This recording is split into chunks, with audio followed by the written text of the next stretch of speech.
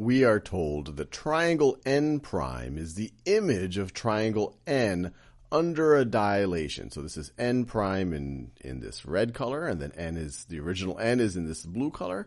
What is the center of dilation? And they give us some choices here. Choice A, B, C, or D is the center of dilation. So pause this video and see if you can figure it out on your own. So there's a couple of ways to think about it. One way, I like to just first think about, well, what is the scale factor here? So in our original n, we have this side here. It has a length of 2. And then once we dilated it and used that scale factor, that corresponding side has a length of 4. So we went from 2 to 4. So we can figure out our scale factor.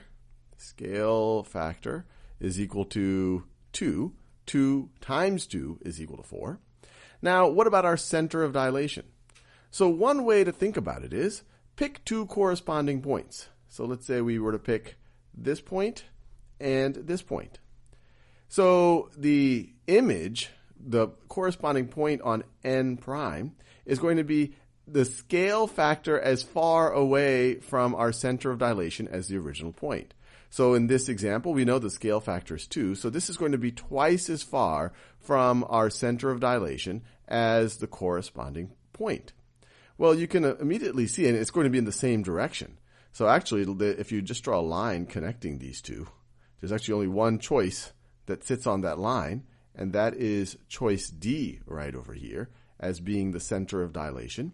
And you can also verify that, notice, this first point on the original triangle, its change in x is 2, and its change in y is 3, 2, 3, to go from point D to that point. And then if you want to go to point D to its image, well, now you got to go twice as far. Your change in x is 4, and your change in y is 6. You could use the Pythagorean theorem to calculate this distance and then the longer distance. But what you see is that the corresponding point is now twice as far from your center of dilation. So there's a couple of ways to think about it. One, if you connect corresponding points, your center of dilation is going to be on a line that connects those 2 points, and that the image should be the scale factor as far away from the center of dilation. In this case, it should be twice as far from the center of dilation as the point that it is the image of.